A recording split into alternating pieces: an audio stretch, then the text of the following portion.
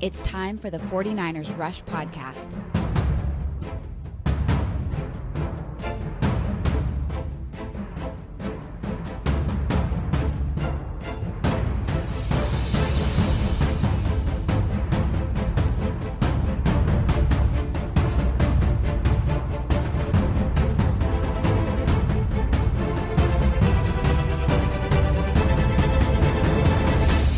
And here's your host, John Chapman.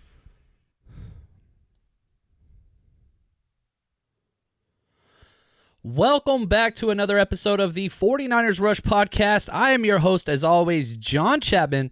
And man, this is it, guys. This is the last podcast of the regular season. After this, we're going for bonus coverage, extra time. And what I wanted to start this podcast out with is, look how far we've come. Imagine this podcast last year, or the year before that, or the 3 years before that. This is the time, faithful.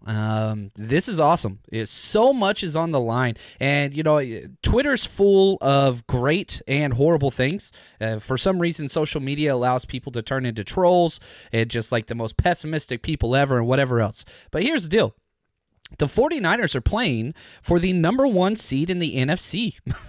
That's nuts. It doesn't even make any sense. You know, we circle this game on the calendar in the offseason and you say, man, once we get to this week, you really wanted it to mean something. And you could go back and say, man, if we wouldn't have lost to Atlanta, this game would be irrelevant and all those things, and that's fine. You want to play the alternative universe and all that, that's great. That's fine. You're right. There was a missed opportunity there. However, as a football fan, as a football player, as a football coach, it doesn't matter. This is what you want. You are going up against your division rival. You haven't won in Seattle since 2011, and you finally get the chance to go into their house and stake claim, not only on the NFC West, which, you know, that's the most important thing. That's every single team's number one goal, is to win your division. That's number one. But number two, to stake claim on the entire NFC, to be the number one seed outright, winning already. If we win this game, the 49ers, you have already defeated the Saints, number 2 seed, and the Green Bay Packers, number 3 seed, and then the Seahawks, who will finish up being the number 5 seed. So you get to go out, and then for the playoffs, if you win this game, everybody has to come to you. They've all got to go to Santa Clara and play now. You're not going to the Superdome. You're not going to Lambeau. You're not going back up to Seattle. You are going to determine the process for getting into the Super Bowl. This is huge. So you got to seize the moment. And, you know, you've got to think, if you look at what Jimmy Garoppolo has been able to do, yeah, this is a huge stage. Yes, he's been there before.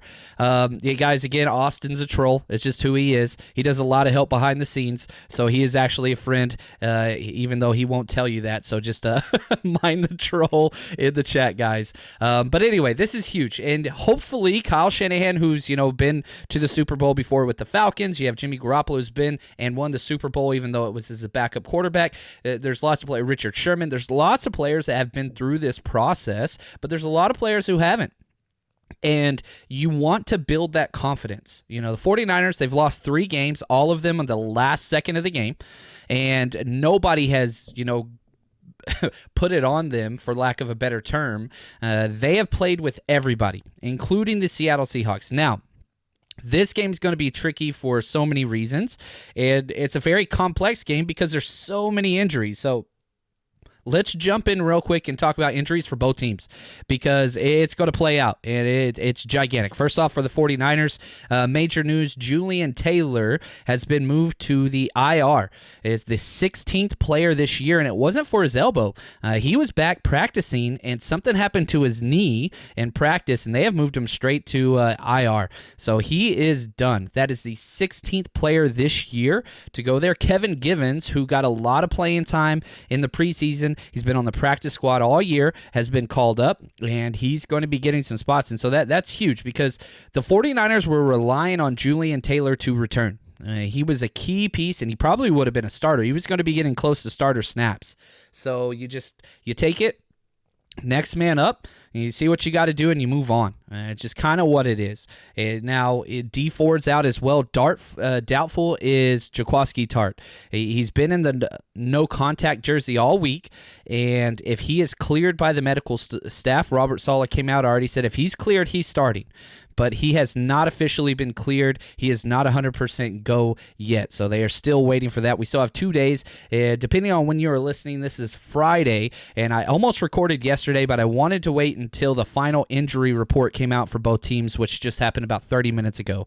So just wanted to jump on here and make sure everybody's completely caught up with the situation for both teams. So now Deebo Samuel as well has been practicing in a non-contact jersey, so not quite sure what's going on there. He is, he's wasn't even really listed on the injury report, so he will be playing, but that is something to pay attention to.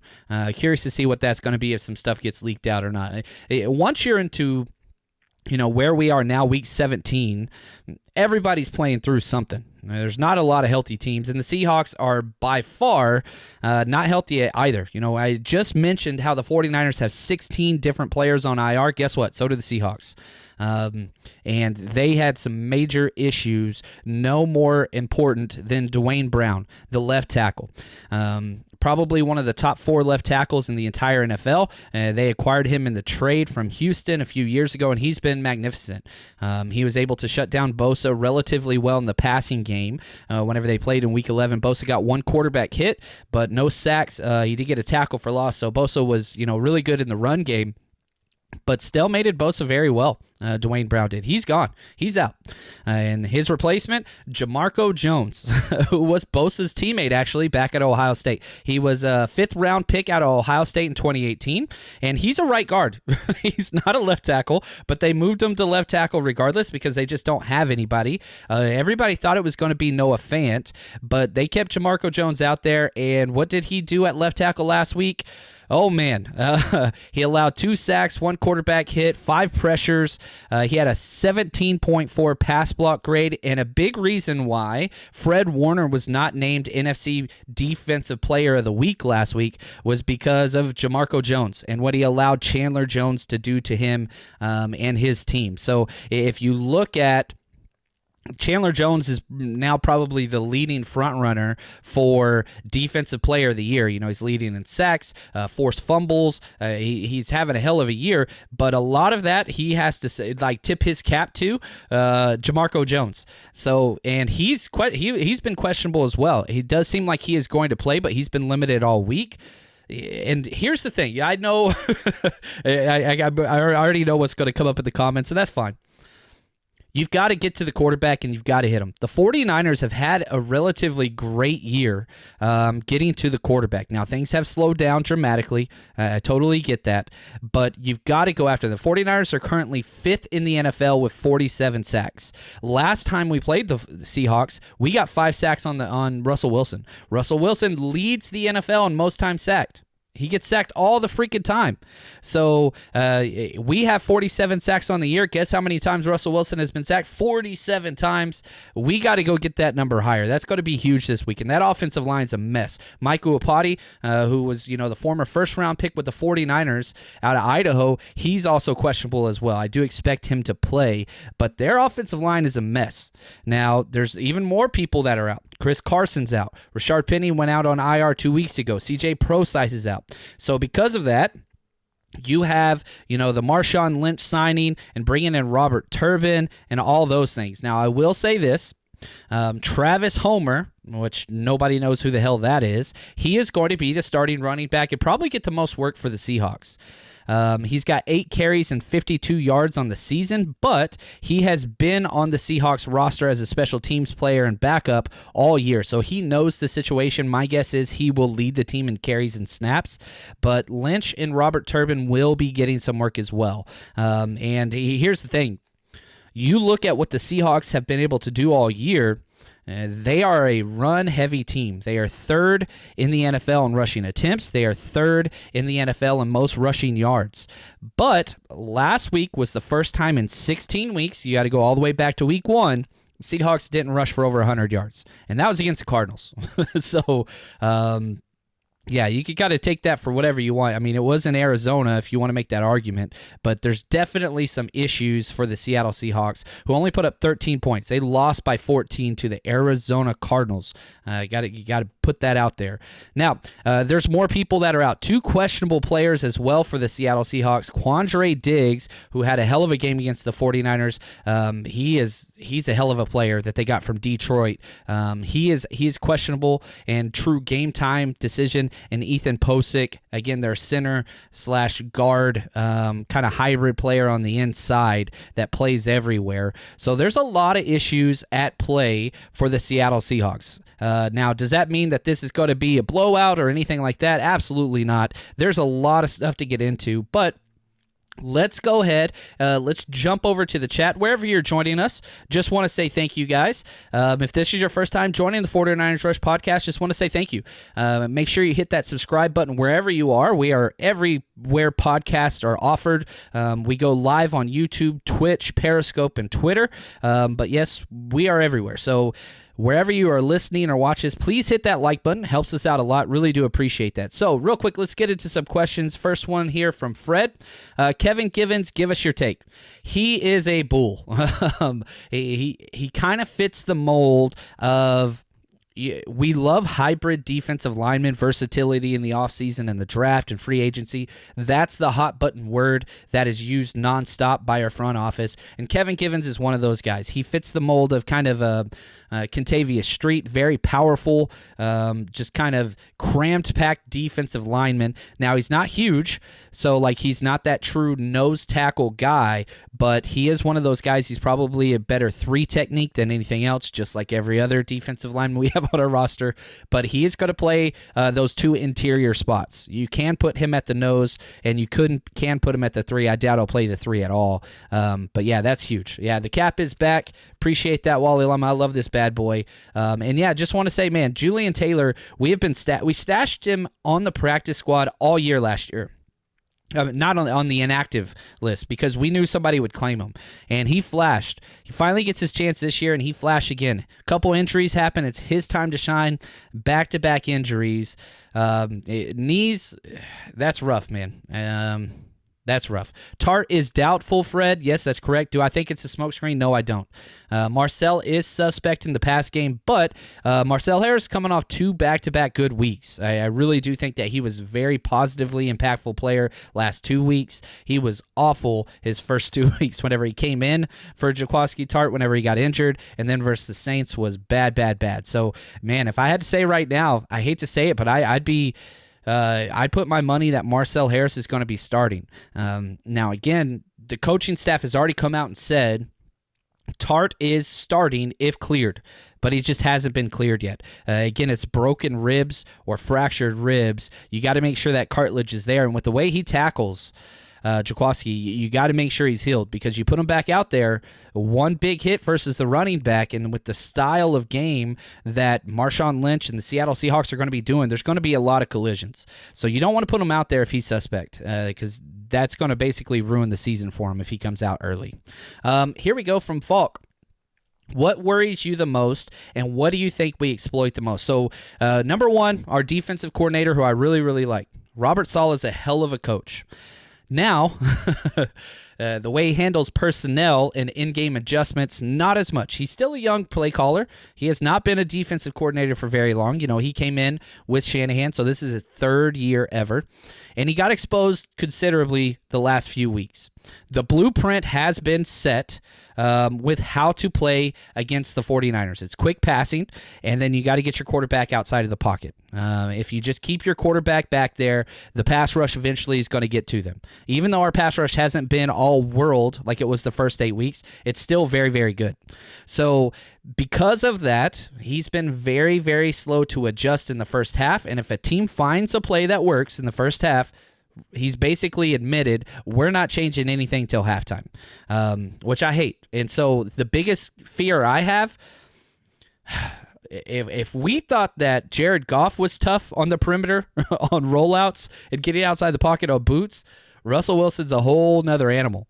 And so sure enough, you know, they watch that film over and over and over again. Now we have put in the adjustments to stop that, but we'll have to see. So my biggest fear is 100% Robert Saleh. If he can get out of the way and allow these guys to play, because if it's just going to be a chess match between the Russell Wilson and our defense, we have the personnel to stop them.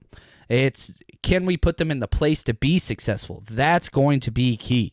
Now, what do I think that we exploit the most? They're linebackers and pass coverage. That is huge. Bobby Wagner, you can make the argument he's, a top 5 all-time linebacker. He is that good. I have that much respect for him. However, what makes Bobby Wagner so great is that he's a sideline-to-sideline defender that never misses tackles. He has never been the best, in pass coverage. He's good in pass coverage. However, this year, he has allowed the most receiving yards of any linebacker in the NFL. So what you're going to do is a lot of double motions, a lot of 2 tight end sets. You're going to do screens to Kyle Juszczyk. You're going to do screens to Kittle, and you're going to make him play in the pass game much more than you're going to make him play in the run game. I think that's how you exploit them. You go straight at their strength, and you pay attention to that. And, the matchup that I'm most excited about, it's going to be our left tackle, Joe Staley, against Jadeveon Clowney, which if you go back to Week 11, we lost that game. It was because of Jadeveon Clowney. Drop passes by the wide receivers was key too, but Jadeveon Clowney maybe had the best game of the year for any defender in the NFL against us. Now, a lot of people will be quick to recall, well, guess what? It was Joe Staley's first game back. That's true, off the broken leg, and he dislocated his hand or his finger the very first drive. That's true as well. The adjustments that were made in the second half, both McGlinchey and Joe Staley did much better versus Jadeveon Clowney, but he still had a great game. So he is back. He hasn't played the last 2 weeks, Jadeveon Clowney, so he's rested. He's relatively healthy, and he said there's no way in hell he is missing this game. I am so excited for that. You never cheer for injuries. Just as a human, you don't do it. And there's something about I want to play people at their best. Yeah, it'd be great if Russell Wilson wasn't playing. Yeah, it'd be great if Bobby Wagner was out as well. No, that's not what I want. I want to be the best. How do you become the best? You play against the best and you beat the best. Yeah, I want to win. Yes, I want that bye week. I get all that. But there's something in the back of your head that you have to convince yourself and your team and everybody. Yeah, we beat them, but, right? We lost to the Seahawks earlier at home, but guess what? We didn't have George Kittle. Now, is that an excuse? Hell no, it's not an excuse. But I guarantee you right now, the Seattle defense is saying, look, we stopped these guys before. And there's somebody like, yeah, but they didn't have 85. Like that. That's just the way it is. So I want to go out there and play against the best with the best talent, and I want them to be healthy. It's just a mindset issue. You don't want to go after the week or whatever, but they're on the schedule, and you got to go do what you got to do. That's just kind of how I see. Now, I do want to say this, and this is huge. If you have not already joined us on the Hot Mic app, you need to do so. You got to come join us. It's absolute blast. We're going to be calling the game Sunday night. Here's what you do. You go to whatever app you have, download Hot Mic, okay? It's on the iPhone, Android, all that stuff. HOTMIC, one word. Download the app. It's free. Then you're going to use the invite code RUSHESF, RUSHESF. That's going to get it in there for free. And once you click on the 49ers game, you can sort through everything. I mean, they have, soccer, basketball, baseball. They have everything. The app is exploding. There's like 80-plus broadcast teams. And what you're going to do is you're going to look for my name, John Chapman, or the 49ers Rush Podcast. You can search either one, or just go to the 49ers game. I'm already on there. Hit that, and then hit follow. Join us during the game. It's so much fun. The live broadcast and play-by-play, I do that, and you're getting a 49ers-centric broadcast instead of the people on TV. It's going to be Collinsworth, and it's just going to be the biggest Russell Wilson love fest in the world. It's just what it's going to be. So you don't want that. You want a 49ers-specific broadcast, and that's what I'm going to be giving you. Plus, it does have a chat feature, so you can ask questions and adjustments and all that stuff. And on commercial breaks, we don't go to commercial. We answer your questions and things like that. So please head over there, download the Hot Mic app, and use the invite code RUSHESF, RUSHESF, one word, no spaces, and join us over there. All right, from Nick. I think usually the team with the best lines win. That's my major concern about the game Sunday. Not sure our O-line is healthy enough regardless of our skill positions thoughts. Yeah, it's usually one of the trenches. Now, Russell Wilson is kind of a wild card because he's played his entire career behind a pretty poor offensive line. It just kind of creates. So, having said that, I would take our offensive line over their offensive line. I would take our defensive line over their defensive line. I don't think that they win anywhere. The only place that I would give them the advantage is defensive interior, and that's even with DeForest Buckner, who I think is great, but their defensive interior is pretty damn stout. So if that's the case, Nick, I think we get the W. I really, really do. And if you look at the game the last time we played the Seattle Seahawks, Clowney just used, I don't know what it was. He used like a damn cheat code. He destroyed us. So you isolate him, you put a tight end over there, you don't let him go freaking Super Saiyan on us, and you stop him. I think that's what it's going to be. Fred, weather in Seattle, have you checked? Yeah, it's going to be light and rainy. It's going to be just south of 50 degrees, so it's going to be kind of chilly, not cold, and it's just light rain, which we've played, 4 games in the rain so far this year, so not too worried about that. Oh, what's up? Coach Allen's on here. Duncanville would win. Old coaching buddy, Coach Allen 83 on there. What's up, brother? Going on a ski trip with this cat here in about 3 weeks. So really, really excited. Great to see you, Matt. Great to see you. All right, here we go. From Alex, we need to win. What do you think of AB at the Saints? It's not going to happen, guys.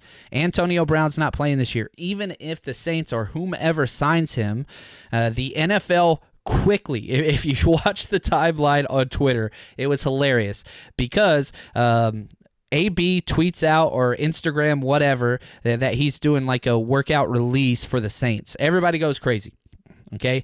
Then the NFL puppets, Adam Schefter, Ian Rappaport, all those guys are quick to tweet out, even if he gets signed, the NFL is likely to suspend him. They do not want Antonio Brown playing. They want all of this stuff to go. He has 2 sexual assault accusations pending currently. And they have asked for information from Antonio Brown, and he has refused the NFL's request to turn over information. He's doing his best Donald Trump situation right now. Like, he's just not cooperating with the NFL. And so he's called out Goodell. He's called out ownership. He's called out. Antonio Brown is not playing this year. Will he play again? Perhaps. Do the Saints care about any of those things I just mentioned? Hell no. They just want to win. But Antonio Brown's not playing. Even if he is signed, commissioner exempts list is going to happen. And understand this. Roger Goodell is not going to do the Saints any favors. He is not a fan of that franchise, or of the ownership, of the coaching. You can go back through the whole situation with Sean Payton and Bounting Gate. It goes long. So it's what it is. Anyway. Fred, what's up, man? Send me one of those shirts, bud. I'm faithful on this podcast. Yes, you are, Fred. Again, the best way to get these shirts, you can get them on the website, NinersRush.com. Just click on gear and see there. Fred, slide into my DMs on Twitter, man. At JL_Chapman. We'll figure something out, buddy. Anyway, Jabroni, great name right here, by the way. AB to the Saints, desperate move. Yep, I agree. It's not going to happen. I don't think it's going to happen. So here's the thing. Let's jump over now. I want to talk just a little bit more about like the lines and some different things that I saw. And again, we're going to conclude this episode today with my 2 bets of the week. Now, the Vegas lines that are already set up, and they haven't moved as much as I thought they would. The 49ers are currently minus 3.5 points. The over-under has fallen a little bit to 46.5. It was all the way up at 47.5. The money line, which means you just bet outright, is minus 185. So you bet 10 to win 15. Now, that's my safe bet of the week. And again, we always bet on mybookie.ag, the best sporting site, betting site in the world. It is absolutely so easy to get involved there. All you do is head to mybookie, mybookie.ag, use promo code 49ers, 49ERS, and they're going to double your initial deposit. So if you put $100 in, they give you an extra $100. You got $200 to bet with. Okay. So the safe bet that I'm doing this week is just the money line. I don't like the 3.5 points because the 49ers could win by a field goal, which has happened so many times this season, and you still would not get paid. So I'm putting the money line. Again, that's $10 to win 15, and you can go up as high or as low as you want. But my bookie's the best. And so if you're going to bet anywhere online, please head over there. They will take care of you. If you have any questions, their customer service department is on fire.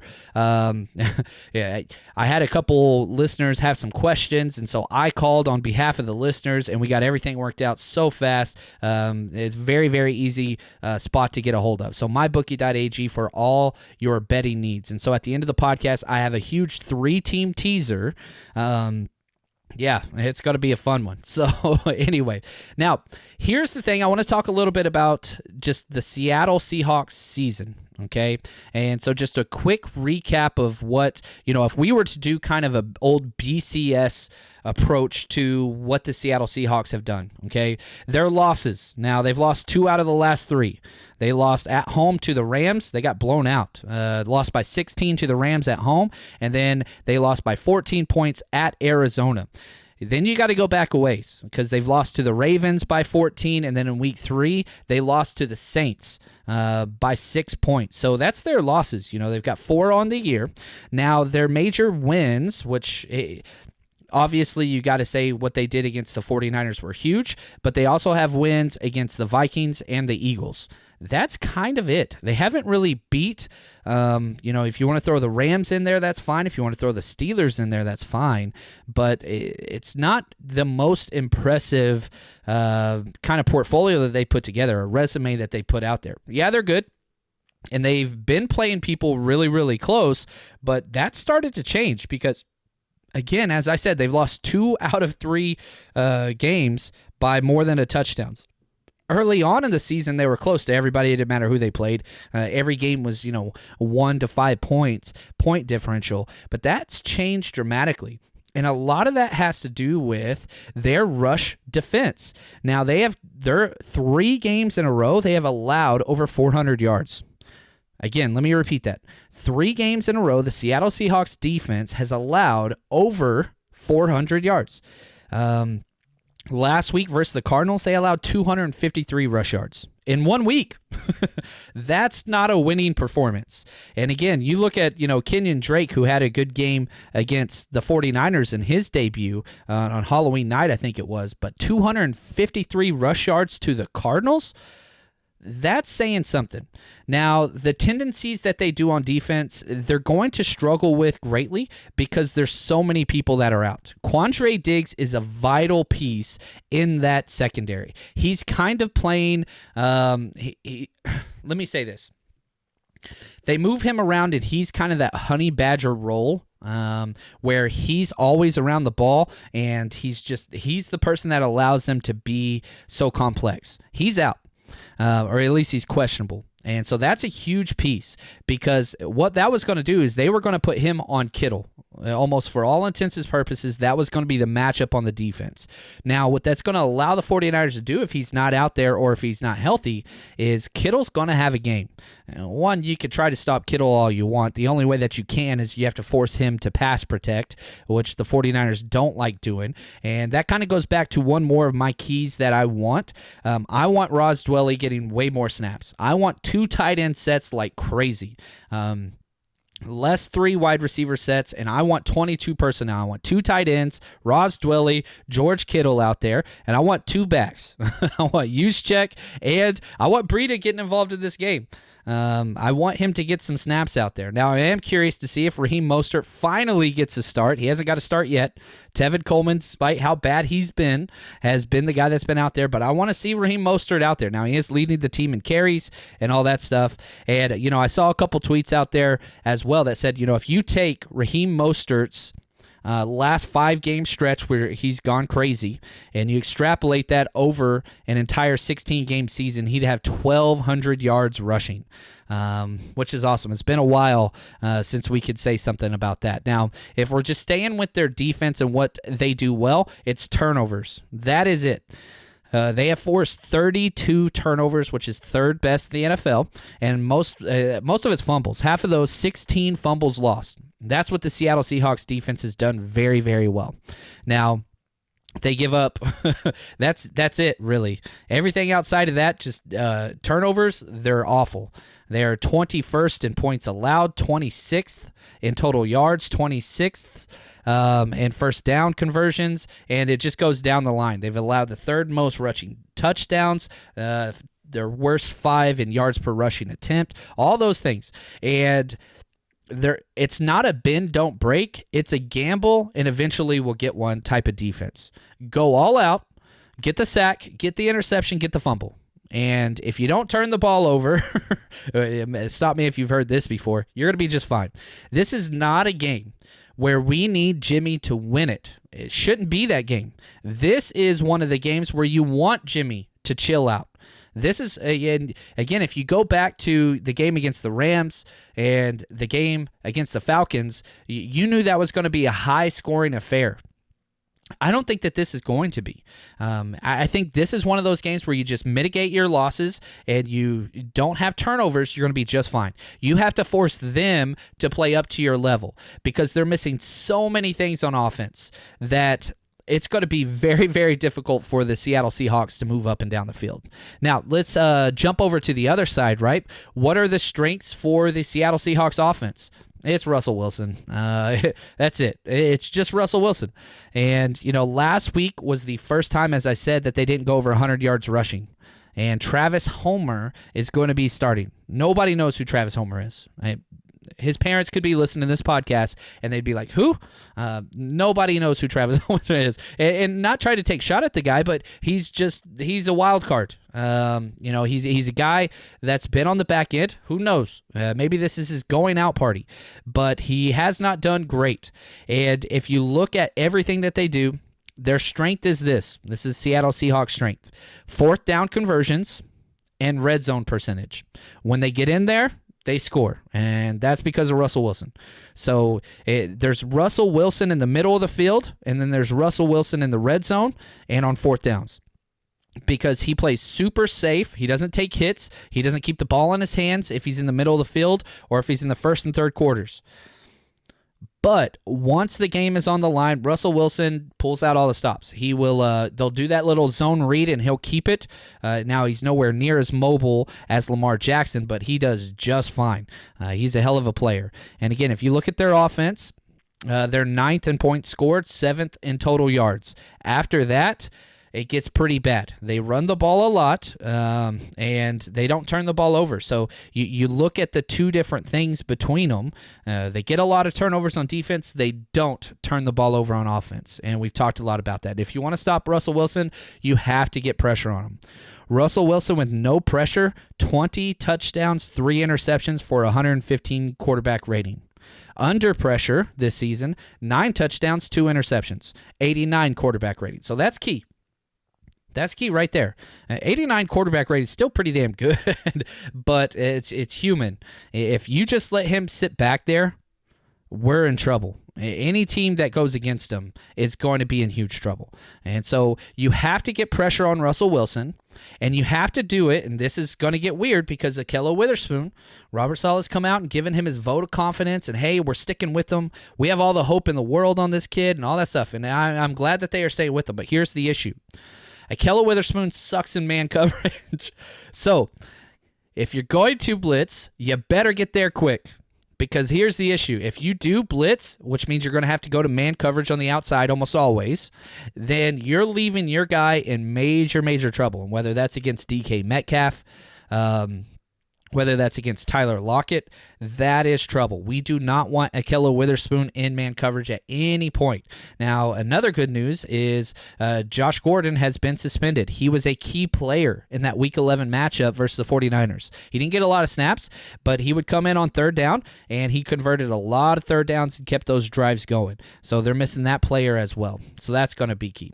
All right, now, before we get into our predictions and keys to the game and all that stuff, I do want to share with you guys my bet of the week. I've got 2 of them, okay?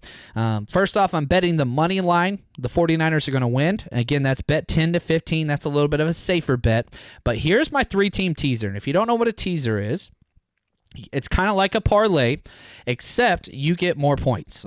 So I did a 7-point teaser, okay? So a 3-team 7-point teaser is plus 120. I'll explain what that means in a second. So whatever the spread is, you get 7 points on top of it, but all 3 of these things have to happen. I'm taking the 49ers at Seattle. So because it's a 7-point, so instead of minus 3.5 points, you get plus 3.5 points. So as long as the 49ers are within 3 points, you get paid. Okay, Eagles. I'm taking the Eagles at New York Giants, and again, 7-point swing, so that gives the Eagles plus 2.5. Eagles have to win if they want to be in the playoffs, and so against the New York Giants, I think they're going to be able to do it. And then I'm staying in the NFC East. The Redskins. I'm taking the Redskins at Dallas, and here's why I don't think they're going to win the game, but with the full 7 points, that's Redskins plus 17.5 points. That's a lot of damn points. And the Redskins get to play spoiler. This is their Super Bowl, and Case Keenum's going to be out there starting. I think that he's a better quarterback, now than Dwayne Haskins. He's injured. He's out. And he's playing basically for next year to be, kind of a go-between quarterback. So I love these 3 bets. So, again, my 3-team teaser. And so if you're going to bet this, you just go to MyBookie, click Week 17 lines, click on that 49ers game. Then click on the Eagles, and your bet slip that pops up on the right, click teaser, and you could add points. I chose 7 points. You can bump that down to a 6-point, 6.5 point, 7-point. You can kind of adjust it. And whenever you add more points, your just payout goes down. So if these 3 things happen, I'm betting 10 to win 22. But yeah, so that's my teaser, and you can bet as much or as little as you want. But again, 49ers, Redskins, and Eagles. That's my 7-point 3-team teaser over on mybookie.ag. Use promo code 49ers, and they're going to double your initial deposit. So real quick before I get into predictions, I just want to see if there's a couple more questions on here. From Thad, that's a fun name. The Seattle line is depleted, and I'm predicting Bosa getting 3 sacks this weekend. Man, I love it, buddy.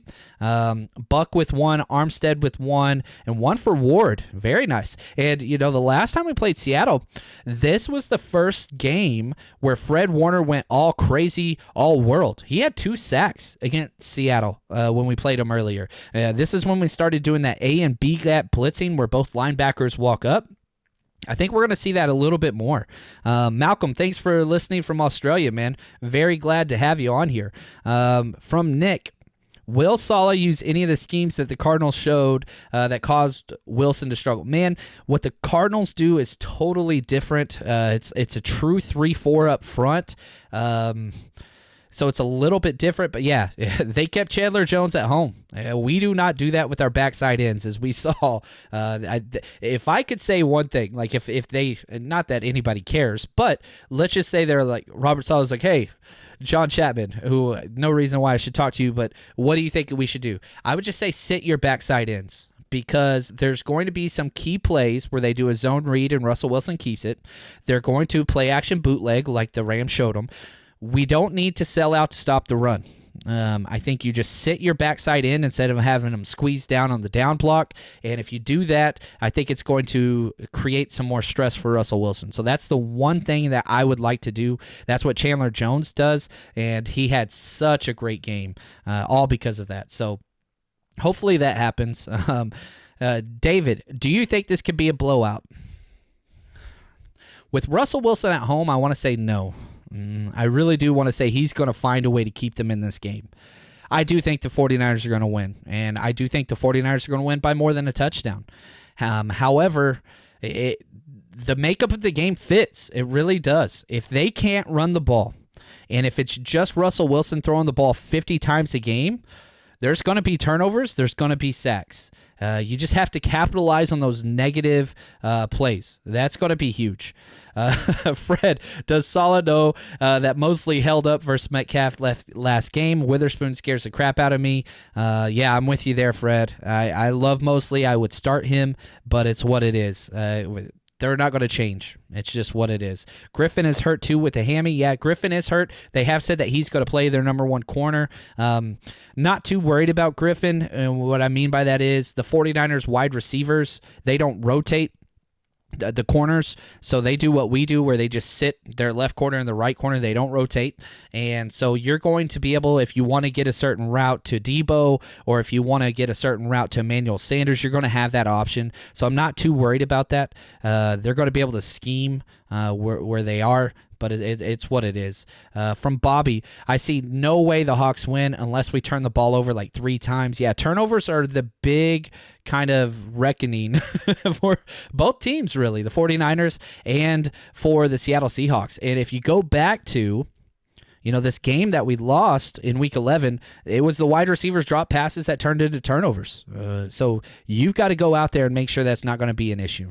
Damien, should we go deep in the playbook to establish the run? Let the offensive line hit back? This team, the Seattle Seahawks defense, is built to stop the run. And people don't run the ball against them. Now, you could run the ball fairly well, but their entire thing is they're going to say, look, we want you to throw the ball against us. The Seattle Seahawks defense has the 8th least rushing attempts against them because they stack the box. And they'll walk that safety up there, and they're going to say, look, you want to run it against us, that's fine, but we're going to force you to read elsewhere. And so with Shanahan and Jimmy Garoppolo, they do not like to go against overmatched sets. They will adjust it to what they think is best. So we'll see here. So how are you going to change your logo when we win the 6th Labar? Yeah, you're exactly right, Thad. I'm going to have to change my logo, but that's a great problem to have. Quest for 6. We'll have to come up with something for 7. But yeah, we'll deal with that. How will the O-line manage Clowney this year? I don't think you're going to have to do too much stuff, Alan. I really, really don't. I think the offensive tackles are coming off great games, and the last time we played against Clowney, there were injuries. Again, Joe Staley just broke his hand at the very first drive of the game. I think that was huge as well. I think they're going to do great. I really, really do. And so really, really excited to see what's going to happen. Gibster, saw your tweet about the wide receivers blocking grades. Just curious if you know how they stack up to the league average. Again, average on those grades, Gibster, I don't have those numbers in front of me. It's usually going to be right at 60. I remember Debo came in at a 69 run blocking grade. Nice. And so above average. I was shocked to see that Kendrick Bourne is the lowest graded wide receiver at run blocking. He's had some good blocks, but I did not expect to see that at all. Love it, Raul. All bullcrap aside, I think the 49ers dominate this game because the players know this game means the most for them. This is huge. It's huge. And when Marshawn Lynch comes out, it's going to get crazy. Okay, guys? It is. That's fine. Let them get crazy. It should be loud there. And no problem. That does not bother me whatsoever. Now, time management is going to be key. How often we get out of the huddle so that we can call our adjustments at the line without using our timeouts, that's going to be key. So I'm pretty excited about this. I don't think Marshawn Lynch is really going to affect this game too much. He's going to have a big third down conversion on 3rd and 2, something like that, but I don't think he's going to get that many carries. I doubt he gets 10 carries, to be honest with you. If they come in a goal line situation, I could see him sending him in there. 3rd and 1 or 4th and 1, I could see him sending in there. But he's not going to start. He's not going to be out there too much. So here we go. Let's do this. Predictions and keys to the game. Robert Saleh is the most important player for the game for me. Okay, he's not even playing. He's the coach. But Robert Saleh, defensive coordinator, I think he's most important. We have to stay in zone coverage as much as possible. Kello Witherspoon's great at zone. He's been burned 3 straight weeks every single time he goes to man. So how do you keep them in zone? You don't overload blitz. You want to bring 5? That's fine. You can still rotate over the top of a Kello and do that. Now, the problem is we haven't shown that. Every time we blitz, we usually tend to go straight man, and I don't want to see him in man versus somebody like Tyler Lockett. Scares the hell out of me. And with how DK Metcalf's so physical, Kello is not. Again, scares the hell out of me. So that's key. So that's going to be huge. Now, also, can we stop the backside in from crashing? Again, look at what they did, the Los Angeles Rams, and look what the Ravens did to our team, where we crash that in and we allow these quarterbacks to get wide open and just completely negates our pass rush. If you sit an end, You don't let the quarterback out, and then you have help from the rest of your defense. That's going to be key. Russell Wilson, as I said before, he's been sacked a league high 47 times in the NFL.